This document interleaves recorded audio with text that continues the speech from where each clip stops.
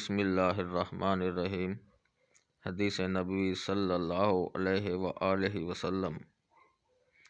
حضرت ابو ہریرہ رضی اللہ عنہ سے روایت ہے، انہوں نے فرمایا رسول اللہ صلی اللہ علیہ وآلہ وسلم کی مجلس میں بخار کا ذکر ہوا تو ایک آدمی نے اسے برا بھلا کہا۔ نبی صلی اللہ علیہ وآلہ وسلم نے فرمایا اس بخار کو برا نہ کہو، اس سے گناہ اس طرح دور ہو جاتے ہیں جس طرح آگ سے لوہے کی میل کچیل دور ہو جاتی ہے۔ حضرت ابو ہریرہ رضی اللہ عنہ سے روایت ہے کہ نبی صلی اللہ علیہ وآلہ وسلم ایک بیمار کی عیادت کے لیے تشریف لے گئے جسے بخار تھا۔ حضرت ابو ہریرہ رضی اللہ عنہ بھی ساتھ تھے۔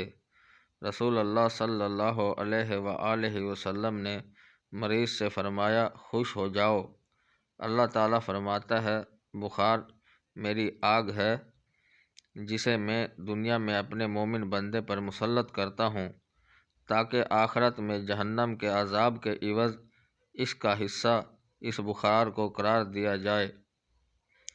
ام المؤمنین حضرت عائشہ رضی اللہ عنہا سے روایت ہے، نبی صلی اللہ علیہ وآلہ وسلم نے فرمایا بخار جہنم کی بھاپ سے ہے، لہٰذا اسے پانی کے ذریعے سے ٹھنڈا کرو۔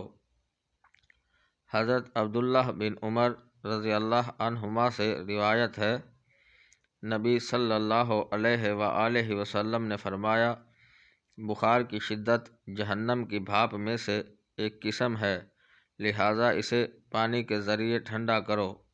سنن ابن ماجہ۔ ناظرین کرام، مزید ویڈیوز دیکھنے کے لیے چینل سبسکرائب کریں اور